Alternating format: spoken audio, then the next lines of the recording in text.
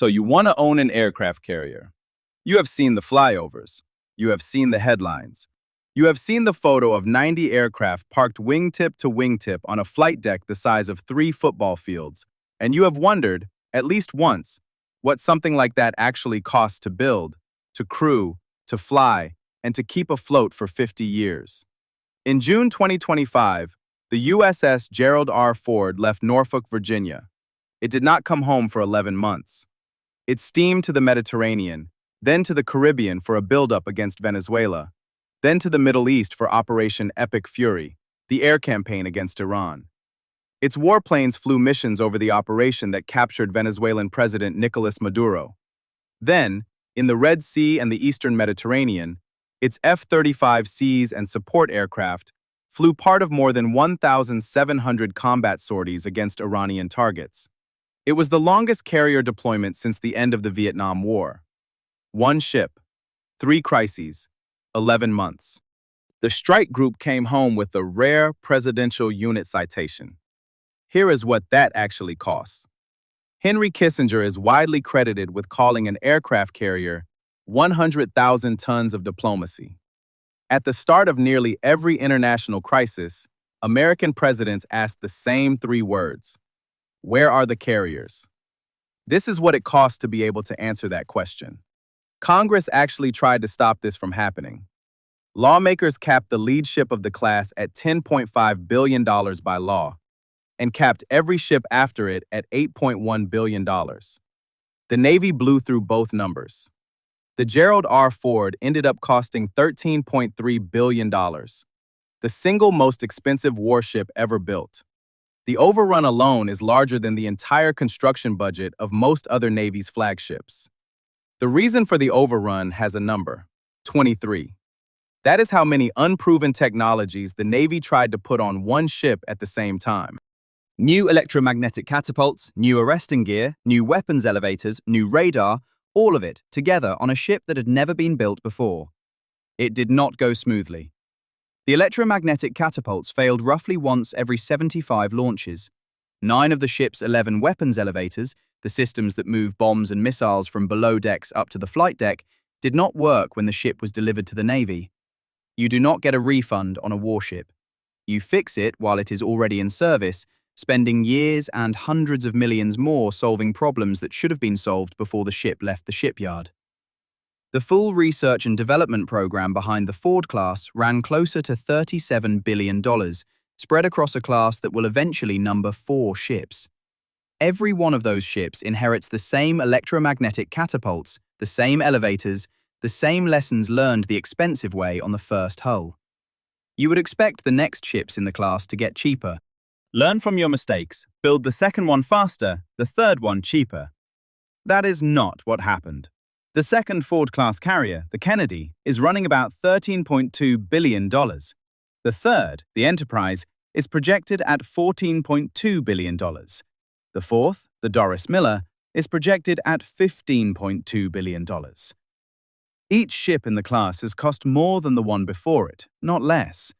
Across nearly 2 decades, the entire Ford-class program, design, research, and 4 hulls, has cost the United States roughly $120 billion.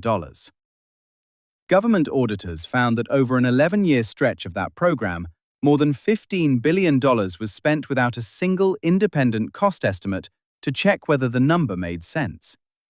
For that money, you get a nuclear-powered flight deck the length of 3 football fields, 2 A-1B reactors that will run for 50 years without refueling, electromagnetic catapults that, when they work, let the ship generate 25% more aircraft launches per day than the steam catapults on every carrier before it. Those reactors do not come from just anywhere. One company, BWX Technologies, is the sole manufacturer of nuclear reactor cores for every submarine and every carrier in the United States Navy. That is not an accident of the market. It is a deliberate policy decision, tightly licensed under non-proliferation law since the Cold War. It means there is exactly one place on Earth that can build the heart of the ship you are trying to buy. You also get a crew, 4,539 people, sailors, pilots, technicians, cooks, air traffic controllers, living and working inside a single hull for months at a time. That crew eats about 18,000 meals a day. Food alone is estimated at $50,000 to $55,000 daily, before you count the ships needed to keep resupplying it at sea. About 200 new sailors rotate onto the ship every single month. Every one of them needs training before they are useful. A carrier is not just a warship. It is a small city with a permanent staffing crisis, running itself, at sea, indefinitely. Keeping experienced people through an 11-month deployment costs money too, in amounts that look small individually and add up across thousands of sailors. Hostile fire pay in a designated combat zone adds $225 a month. Family separation allowance adds another $250. Selective re-enlistment bonuses for the specialties the Navy cannot afford to lose run as high as $100,000 per sailor. None of it shows up in the price of the ship. All of it shows up in the price of keeping the ship crewed. Then there is the air wing, and the air wing is not included in the sticker price. Up to 90 aircraft, F-35C stealth fighters, F/A-18 Super Hornets, Growler jamming planes, Hawkeye radar planes, helicopters. The carrier is just the runway. The jets are a separate budget line, and they are not cheap. One F-35C costs approximately $100 to $120 million to build. Flying it costs $36,000 to $44,000 per hour. The older F/A-18 Super Hornet is cheaper to fly, at $24,000 to $30,000 per hour, which is exactly why the Navy still keeps hundreds of them instead of replacing the entire air wing with F-35s. Multiply that across a full air wing of strike fighters, and the aircraft sitting on the flight deck are worth more than most countries' entire defense budgets. The carrier gets the headlines, the air wing gets the invoice, and every time one of those jets actually drops something, that is another invoice.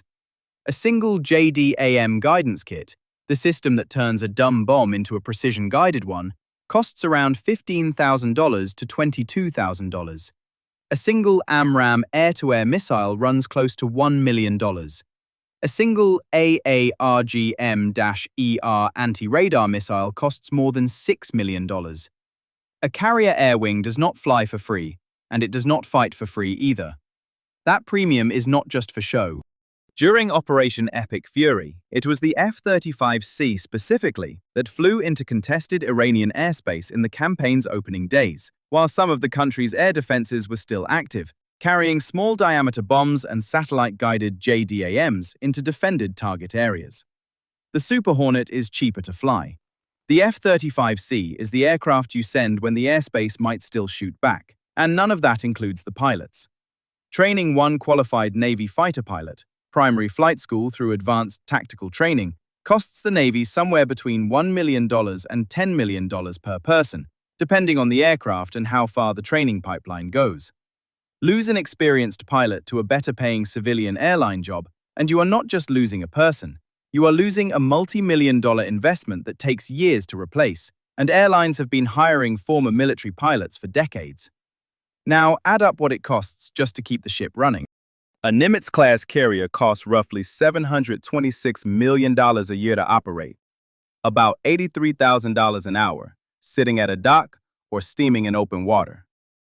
The newer, more advanced Ford costs closer to $2.7 billion a year, largely because of that same expensive new technology.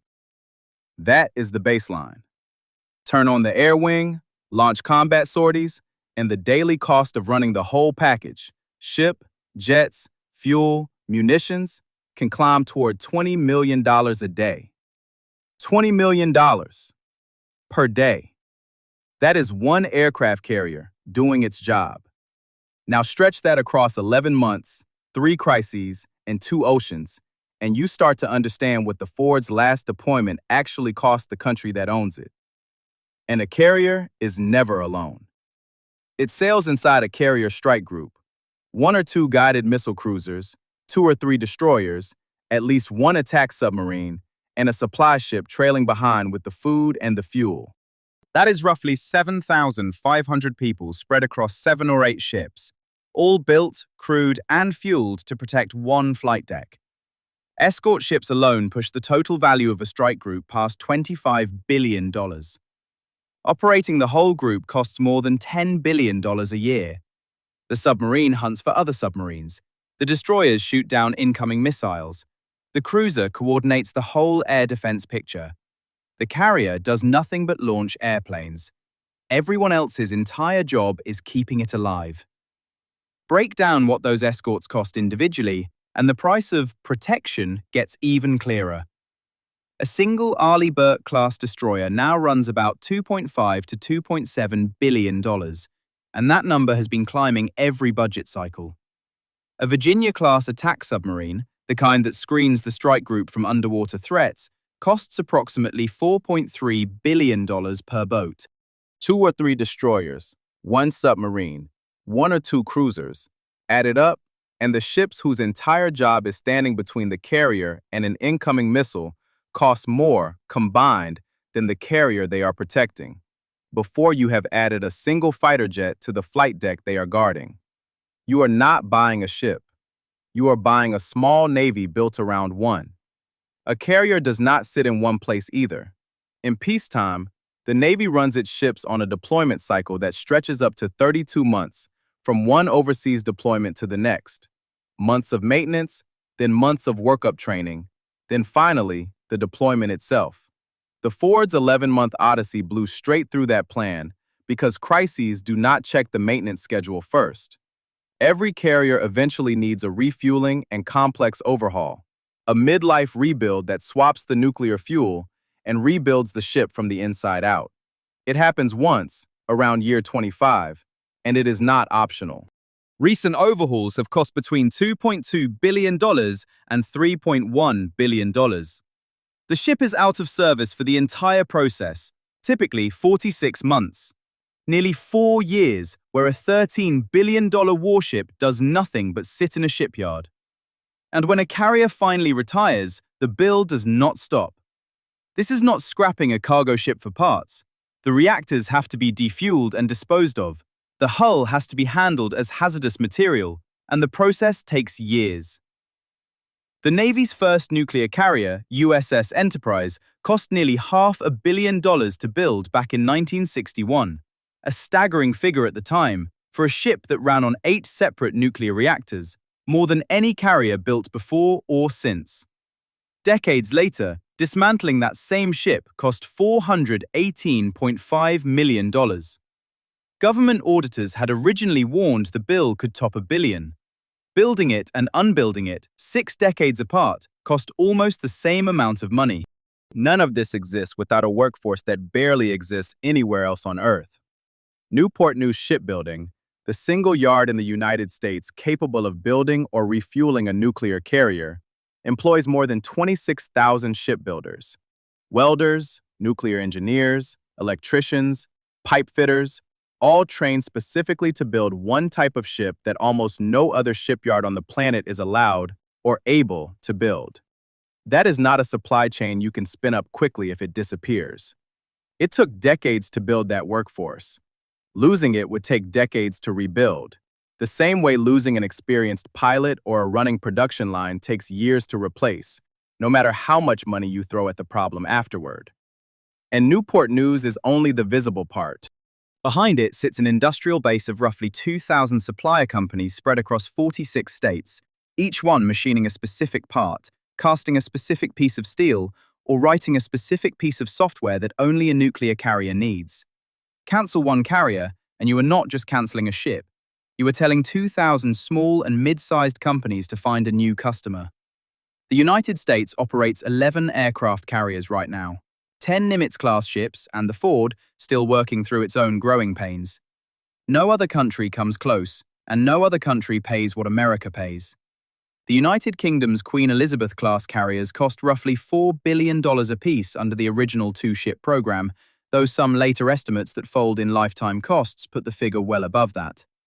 France's Charles de Gaulle, the only other nuclear carrier on the planet outside the US Navy, cost around $3 billion in 1990s money, closer to $6 billion adjusted for inflation. India's newest carrier, INS Vikrant, came in near $3 billion. China's Fujian, the country's most advanced carrier, cost approximately $6 billion to build, conventionally powered, with an air wing capped around 60 to 75 aircraft, well short of the Ford's 90. Only 3 countries on the entire planet can even launch a full-size fighter jet off a carrier deck the way the Ford does, catapult-assisted, not a ski jump ramp that limits how heavy or how far an aircraft can fly. The United States, France, and, as of the Fujian, China. Everyone else operating a carrier today is flying a lighter, shorter-range air wing off a ramp because building a catapult carrier is a different, far more expensive tier of engineering entirely. Line them all up and the pattern is obvious. Every other major carrier on Earth, nuclear or not, costs somewhere between $3 billion and $6 billion. The United States pays $13.3 billion, 2 to 4 times as much as anyone else, for a ship that is bigger, but not 4 times bigger. And of all of them, only France's Charles de Gaulle shares the Ford's nuclear reactors at all. Everyone else, including the UK, India, and China, builds conventionally powered carriers, precisely because nuclear propulsion is the most expensive part of the whole equation. The gap is not really about size. The United States has spent 80 years and trillions of dollars building the only industrial base on Earth that knows how to build a nuclear supercarrier, and there is exactly one shipyard in the country that can do it. When there is only one seller, there is no competition to bring the price down. And that $13 billion investment has a very specific enemy now. China has spent the last 2 decades building missiles designed to do one job: sink an American aircraft carrier before it gets close enough to matter. The DF-21D, nicknamed the Carrier Killer, is an anti-ship ballistic missile that can threaten a moving strike group from roughly 900 miles away. Its bigger sibling, the DF-26, stretches that reach to nearly 2,500 miles, and a newer missile, the DF-27, reaches further still.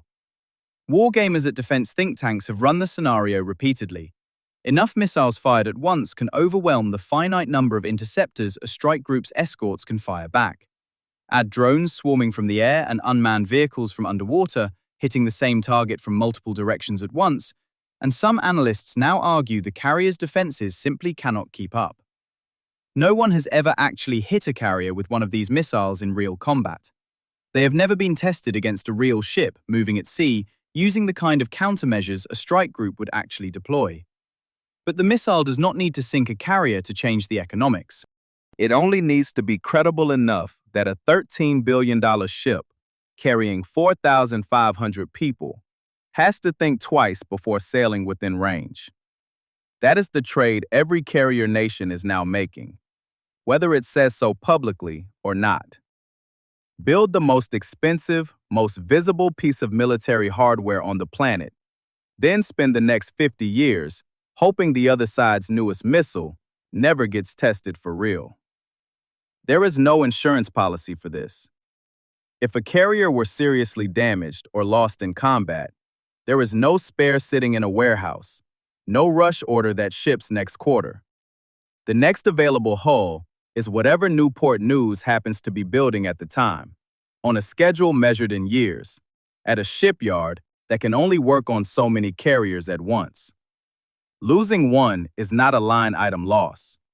It is losing roughly a tenth of the entire strike capability the Navy has spent 80 years building, with no fast way to replace it. Whoever wins that bet, one company gets paid regardless. Huntington Ingalls Industries, the parent of Newport News Shipbuilding, posted $12.5 billion in revenue in 2025 and closed the year with a $56.9 billion order backlog, nearly 5 years of guaranteed work already on the books. It is the sole builder of American aircraft carriers and one of only 2 companies on Earth that can build a Navy submarine. Analysts do not call that a competitive market. They call it a moat. The Navy itself is not ignoring the math. It has contracted 4 major aerospace companies to design autonomous combat drones meant to fly off the same decks, targeting a price point around $15 million per aircraft, a fraction of the $100+ million cost of a crude F-35C. An unmanned refueling drone, the MQ-25 Stingray, has already begun operational testing aboard Nimitz and Ford-class ships. The next carrier air wing may be built around machines that are cheap enough to lose. That does not replace the ship underneath them. It just means the most expensive part of the whole equation. The 100,000-ton, $13 billion flight deck may soon be launching aircraft that cost less than the missiles built to shoot them down. There is one more comparison worth making before the bill comes due. Maintaining America's network of military bases overseas costs somewhere between $22 billion and $65 billion a year, depending on what the Pentagon does and does not count. A carrier strike group, floating wherever it is needed, does not need permission from a host government, does not need decades of basing agreements, and does not need to stay in one place. It is expensive. It is also, by that comparison, one of the only pieces of American military power that comes with no rent to pay. This is the real economics of owning an aircraft carrier. The $13 billion sticker price is the smallest number in the whole story. The air wing costs more than the ship. The escort group costs more than the air wing. The decades of operating, feeding, training, and maintaining a floating city, and the 4 years it disappears into a shipyard halfway through its life, and the years it takes to dismantle safely at the end, cost more than all of that combined. You are not paying for a warship. You are paying to remind the rest of the world every single day for 50 years that you can put an air force anywhere on the planet without asking anyone's permission first. 11 months after it left Norfolk, the Ford came home. A new crew of sailors was already being trained to replace the ones stepping off the gangway. A shipyard in Virginia was already 3 ships deep into building the next generation of the class. The bill was already being paid before the last one was even fully counted. That reminder costs about $20 million a day. Some countries pay it happily. Most cannot afford to try.